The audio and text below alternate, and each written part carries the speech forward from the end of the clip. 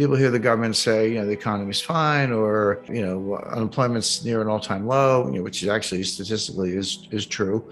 And they kind of nod and go, yeah, it's all good. And then reality is the stuff that hits you in the head like a 2x4. The propaganda is positive. We can talk about that in a little more detail. The reality is harsh, and reality wins. And there's a very good book on this by Robert Shiller, Nobel Prize winning economist at Yale University. I'm not a huge fan of your garden variety PhD economists, but there are some good. Got all the models and Phillips curve and wealth effect and various quantity theory of money, and some have a place, some are more valuable than others, but don't underestimate the power of a narrative. A narrative is a story. It's basically it's a fancy name for a story, but a story that persists, that grows.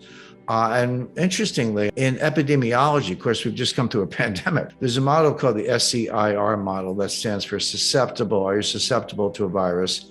E for exposed. Are you exposed to it? I, are you infected? Did you get it? And R, did you recover? The difference between I and R are people who died. But it's a model, and it's mathematically based, and it's empirically validated of how viruses spread exponentially. And you can also use it to forecast how a virus is going to go. Well, what Shiller did, he took that model, moved it over to economics, and took a narrative kind of like a virus, not in a negative sense, but just as something that spreads. And it can be very powerful, and then eventually may die out or reverse, but it can be powerful in the meantime. That much I knew, but what I learned from the book that I hadn't really thought about is that narratives don't have to be true. They can be true and they can be very powerful, but a narrative can be false and still be powerful. If it's the self-fulfilling prophecy, if enough people believe it, it sort of becomes the reality to some extent, even if it's based on false premises. He gives an example during the Great Depression. The Great Depression really was two technical recessions, but there was a period from 1929 to 1933, election of Franklin Delano Roosevelt. And then there was another period from 1933 to 1937. The 37 and 1940 part we leave aside for this purpose. But during the first part of the Great Depression, unemployment was high, output was dropping, trade was dropping. It was a very, very bad time, no doubt about it. But not everybody was out of work. Not everybody was poor. There were a lot of people with a lot of money at the time, but it was felt that being ostentatious was poor form. It's like, okay, I'm lucky I have a job, I've got some money, but I'm not going to buy a new car, buy a big house, or flash it around or whatever, because it's really not considerate of all the people who actually have fallen on hard times. Well, that was the narrative, but it's the worst possible economic advice, because it's precisely the fact that people with the money should keep spending that kind of can boost the economy out of a depression. So by people saying, well, even though I have the money, I'm not going to spend it because it's poor form, we're actually prolonging the Great Depression. Now, when FDR came along, was elected in 1933, became president in 1934, the psychology turned 180 degrees, and all of a sudden, the Democratic campaign song was "Happy Days Are Here Again," and FDR seemed to solve the banking crisis and so forth. And all of a sudden, it became okay to spend money. Well, in the middle of the Great Depression, 1934 to 1936, those were some of the strongest years ever for the stock market.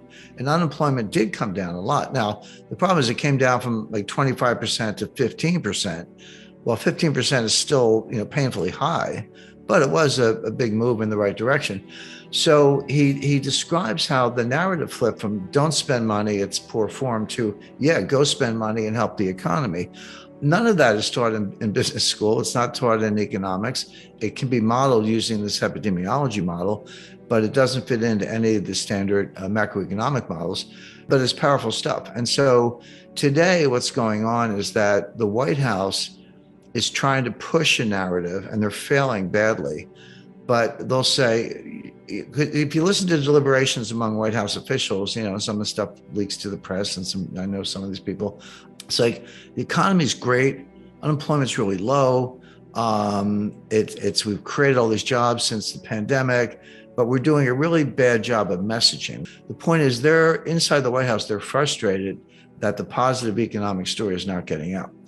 The correct analysis is that there is no positive economic story. The economy is in terrible shape.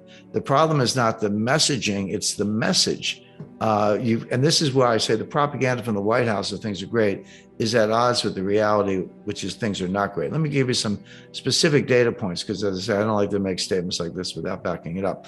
Number one, the inflation was going up long before the war in Ukraine started. So if everything was great until February 27th, and then Russia invades, and then all of a sudden the inflation goes up. All right, let's talk about it. But that's not true. This inflation goes back to late 2021. It was persistent in the fall. We all remember the Fed and the Treasury saying transitory, transitory, transitory. And then finally, I think Jay Powell was testifying before Congress. He said, it's time to retire the word transitory. So that was his way of throwing in the towel. And Janet Yellen admitted she was mistaken also. So it predates the war, number one.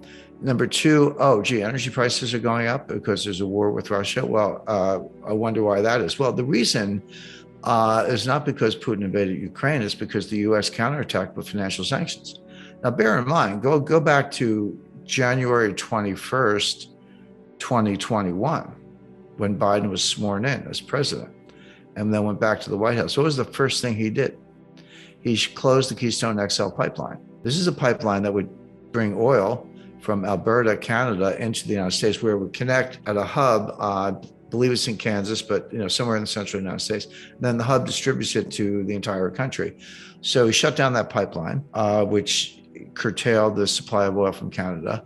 Then ended new leasing, oil and gas exploration leasing on federal lands, handicapped the fracking industry, took a number of other steps using environmental tools, climate alarm, government subsidies, et cetera, to basically, to the extent possible, shut down the U.S. energy industry as much as possible. Now, you can't shut down completely, of course, but everything happens at the margin.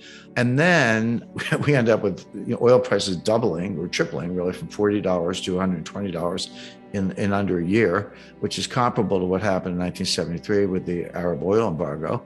And then Biden wakes up and says, guess we need more oil. And he wants to reopen leasing. I said they shut it down. They did, but he wants to reopen it. He's begging Saudi Arabia to pump more. Saudi Arabia is kind of not returning his phone calls. He's begging Venezuela to pump more. Oh, great. The greatest pariah dictator in the Western Hemisphere, and we're begging him for oil. So why don't we drill our own oil? Because we were a net exporter up until 2021. And then Biden came in and we lost that edge and became a net importer, including recently buying oil from Russia. They curtailed that for political reasons, but that's kind of where we got to. So you wonder why the price of energy is going up. In other words, this damage was self-inflicted, but don't be misled by the headlines, because they're, again, this narrative, but they're not actually doing it. So the point being, the price increase and the inflation in the US has very little to do with Putin, and everything to do with the U.S. handicapping its own energy industry, begging dictators for oil, and the influence of the climate alarmists. And by the way, that whole crowd want higher gas prices. They want gas to be $7, $8, $9 a gallon, because they expect that will accelerate the transfer to electric vehicles and make the electric vehicle more attractive relative to the internal combustion engine.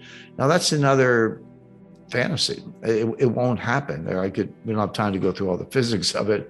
Output of energy by weight, gasoline compared to batteries, and the pollution of batteries, and the fact that we don't have the charging stations. And even if we did, where's that electricity coming from? Oh, coal. It will never happen.